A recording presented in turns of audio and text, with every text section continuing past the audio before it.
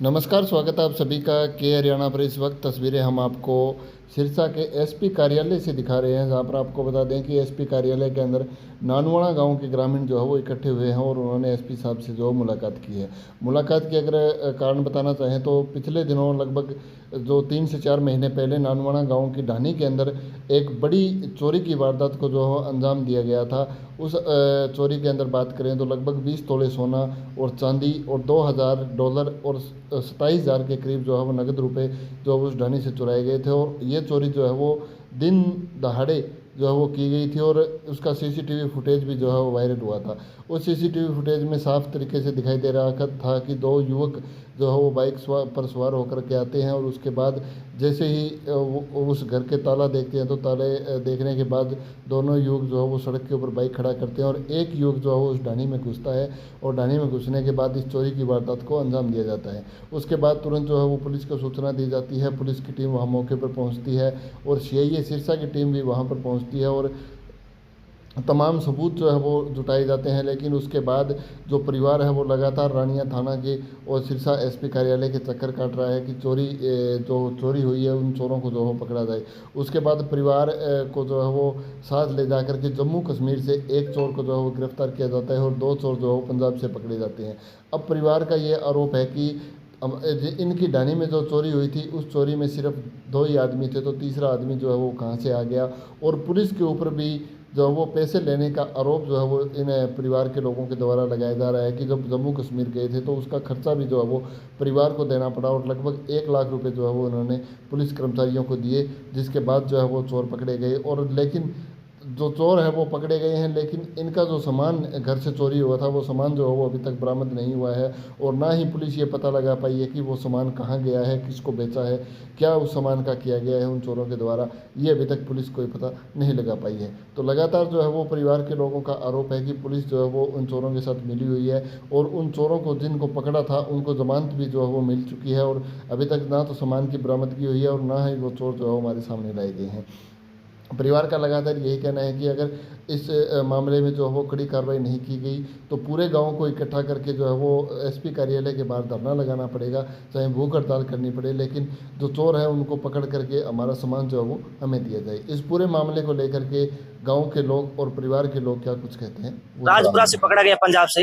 जो पकड़ा गया राजपुरा पंजाब से। अच्छा, वो कहाँ के चोर थे? समाने के सारे समाने के तो एक पाटड़ा है, एक शाहबाद है कुरुक्षेत्र का। वो उसका जो वहाँ का है ना एमसी, वो खुद आके ये बात बता देगा। एमसी ने थानू बुलाया, हाँ। उतो ये रिकवरी करके ले आया। स्टाफ के साथ हम जम्मू कश्मीर गए थे जी, वहाँ पे 5 दिन लगे थे हमारे। हम अपनी गाड़ी को तेल अपने तरफ से डलवा के खुद के खर्चे पे गए थे जी। और वहाँ से एक चोर भी पकड़वाया, उस चोर ने सारा कुछ बता दिया, मैंने चोरी इस तरह की है, घर की निशानदारी भी उसने बता दिया। ये भी बताया मैंने इतना सोना चुराया, इतना सोना चुराया, घर बता दिया, यहाँ पे मैं रुका था, यहाँ पे मेरी बाइक रुकी थी, यहाँ से मैंने उसने वो सोना कहाँ लिया? सोना सुनार को दे दिया जी उसने। उसने कितना सोना दिया उसके पास है, ये नहीं पता कितना बेचा है। ये देख लो, पेपर के ऊपर लिखा हुआ है, तो लिखा है ये उन्होंने सोना बेचा है। 2 बंदे को हम पैसे क्यों नहीं करना? हाँ जी, सिनेरियो में इन्होंने पकड़ा, क्यों नहीं पुलिस वाले? अच्छा, उस पर कोई कार्रवाई नहीं? ना कोई नहीं, पेपर देख लो ना, ये पेपर 2 लाख रुपए।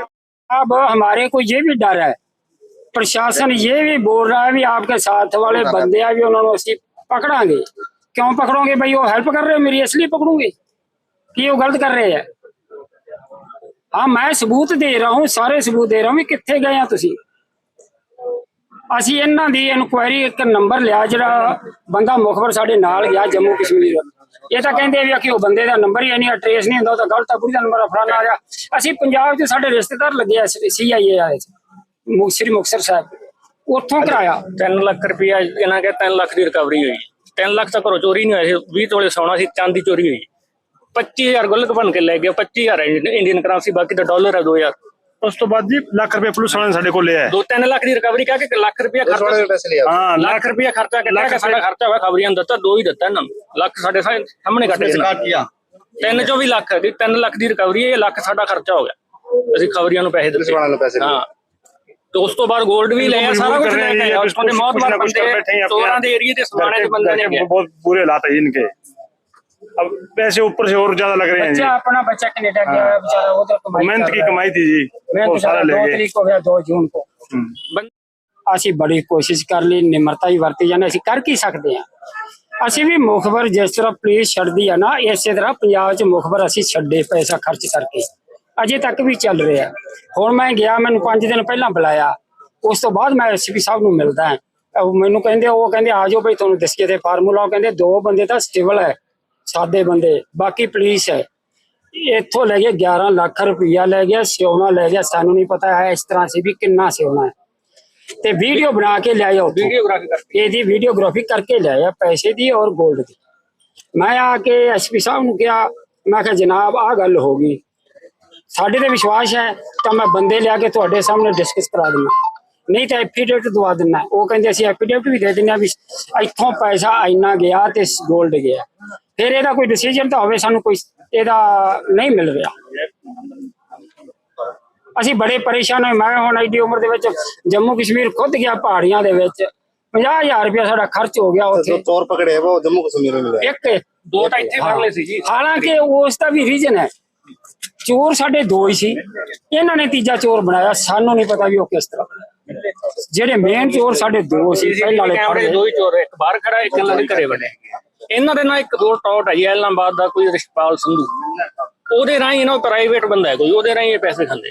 ABP ਡਿਪਾਰਟਮੈਂਟ ਦਾ ਹੈਗਾ ਮੇਨ ਗੁਰਮੇਸ਼, ABP डिपार्टमेंट का रूल है। ਹਾਂ ਉਹ change ਹੋ ਗਈ, SI ਹੈ। ਐਲਾਹਾਬਾਦ ਹੁਣ ਉਹਨੇ ਆਪਣੀ ਟ੍ਰਾਂਸਫਰ ਲੈ ਲਿਆ, ਪਤਾ ਨਹੀਂ ਕਿਉਂ ਲੈ ਲਿਆ। ਸਾਰਾ ਕੰਮ ਇਹਨਾਂ ਨੇ ਕੀਤਾ ਜੀ। तो आप कितनी बार ਐਸਪੀ ਸਾਹਿਬ ਬਹੁਤ ਵਾਰੀ ਉਹ ਸਾਡੇ ਸਾਹਮਣੇ ਵੀ ਐਸਪੀ ਸਾਹਿਬ ਨੇ ਗੱਲ ਨਹੀਂ, ਪਰ ਅੱਗੇ ਨਹੀਂ ਕੁਝ ਹੋ ਰਿਹਾ। 10 ਵਾਰੀ ਮਿਲ ਜਾਏ। ਵੈਸੇ ਉਹ ਤਾਂ ਕਰ ਰਹੇ ਆ ਵਿਚਾਰੇ, ਆਪਦੀ ਹੈਲਪ ਹਮਾਰੀ ਐਸੇ ਐਸਪੀ ਸਾਹਿਬ ਪੂਰੀ ਸੁਣ ਰਹੇ ਆ। आगामी कार्रवाई क्या रहेगी आप? ਅੱਗੇ ਆਏ ਰੁਕੀ ਅਮਨ ਤਾਂ ਹੈਗੇ ਤਾਂ ਧਰਨਾ ਮਾਰਨਾ ਬੰਦੇ पड़ेगा, ਅੱਗੇ पेट काम सारा बुला के धरना मारना पड़ेगा, कोई चारा नहीं है हमारे पास। पैसे लगा के थक गया, अब डेली देख लो कितना पैसा लगे, सस्ते भी आए तो कितना पैसा खर्च हो, कहाँ से लाए पैसा।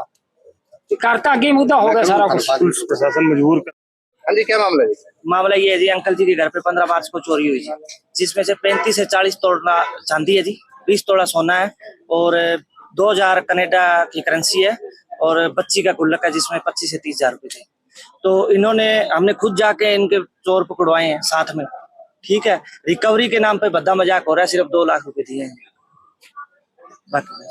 ਸਾਰਾ ਕੁਝ ਹੋ ਗਿਆ ਜੀ। 15 ਮਾਰਚ ਤੋਂ ਲੈ ਕੇ ਨਾ 3 ਮਹੀਨੇ ਹੋ ਗਏ ਇਹਨਾਂ ਨੂੰ, ਸਾਰਾ ਕੁਝ ਹੀ ਲੈ ਗਏ ਇਹਨਾਂ ਦਾ। ABP ਡਿਪਾਰਟਮੈਂਟ ਸਾਰਾ ਕੁਝ ਹੀ ਖਾ ਗਿਆ ਇਹਨਾਂ। ਜਿਹੜਾ ਡਿਪਾਰਟਮੈਂਟ ਹੈ ABP ਡਿਪਾਰਟਮੈਂਟ ਹੈ ਕੋਈ, ਉਹਨਾਂ ਨੇ ਕੀਤੀ, ਉਹਨਾਂ ਹੈਗਾ ਗੁਰਮੇਸ਼, ਉਹ ਖਾ ਗਿਆ। क्या क्या चोरी हो रहा है? ਚੋਰੀ ਹੋ ਗਿਆ 20 ਤੋਲੇ ਸੋਨਾ ਸੀ, चांदी क्या 450 क्या चोर हुआ है? 20 तोले सोना चोरी हुआ है, 450 ग्राम चांदी है, 2,000 कनेडियन डॉलर है और 25,000 ਦੇ ਲਗਭਗ ਬੱਚੀ ਪੋਤੀ ਦਾ ਗੋਲਡ ਸੀ। ਅਸੀਂ ਭੱਜ ਕੇ ਬਹੁਤ ਕੋਸ਼ਿਸ਼ ਕਰ ਲਈ, ਜੰਮੂ ਕਸ਼ਮੀਰ ਤੱਕ ਵੀ ਅਸੀਂ ਚੋਰ ਉਠਵਾਏ। ਅਸੀਂ ਵੀ ਉੱਥੇ ਮੁਖਬਰ ਛੱਡ ਰੱਖੇ ਹੈ, ਹੁਣ ਵੀ ਛੱਡੇ ਹੈ, ਜਿੱਥੋਂ ਪੈਸੇ ਵੀ ਆ ਗਿਆ, ਸਿਉਣਾ ਵੀ ਆ ਗਿਆ, ਲੇਕਿਨ ਸਾਡਾ ਕੋਈ ਮਸਲਾ ਹੱਲ ਨਹੀਂ। ਸਾਨੂੰ ਕੋਈ ਡਿਲੀਵਰੀ ਨਹੀਂ, 2 ਲੱਖ ਰੁਪਇਆ ਓਨਲੀ ਡਿਲੀਵਰੀ ਸਾਨੂੰ ਦਿੱਤੀ ਇਹਨਾਂ ਨੇ ਸਾਰੇ ਦੇ ਵਿੱਚੋਂ। हम पुलिस ਤੇ प्रशासन ਹੁਣ ਅਸੀਂ ਸਾਰੇ ਪਾਸੇ ਭੱਜ ਲਏ, ਪਰ ਫਿਰ ਵੀ ਅਜੇ ਤੱਕ ਸਾਡੇ ਪੱਲੇ ਕੁਛ ਨਹੀਂ ਪੈ ਰਿਹਾ, ਰਿਕਵਰੀ ਨਾਮ ਦੀ ਚੀਜ਼ ਨਹੀਂ ਹੋਈ। ਇੱਕ ਆਫੀਸਰ ਹੈ ਜਿਹੜਾ ਇੰਚਾਰਜ ਸੀ ਇਹਦਾ ABT ਗੁਰਮੇਸ਼ ਨਾ, ਉਹਨੂੰ ਮੈਂ ਕਿਹਾ ਜਨਾਬ ਮੈਂ ਕਿਹਾ ਤੁਸੀਂ ਇਸ ਬੰਦੇ ਨੂੰ ਬਿਲਕੁਲ ਹੀ ਟੌਰਚਰ ਨਹੀਂ ਕੀਤਾ, ਇਹ ਬੰਦਾ ਇਸ ਤਰ੍ਹਾਂ ਫਿਰ ਰਿਹਾ ਜੈਸੇ ਆਪਣੇ ਮਹਿਮਾਨ ਆਇਆ ਹੋ। ਉਹ ਬੰਦਾ ਮੈਨੂੰ ਕਹਿੰਦਾ ਜੀ ਇੱਥੋਂ ਫੜ ਕੇ ਵਰਦੀ ਦਾ ਕਹਿੰਦਾ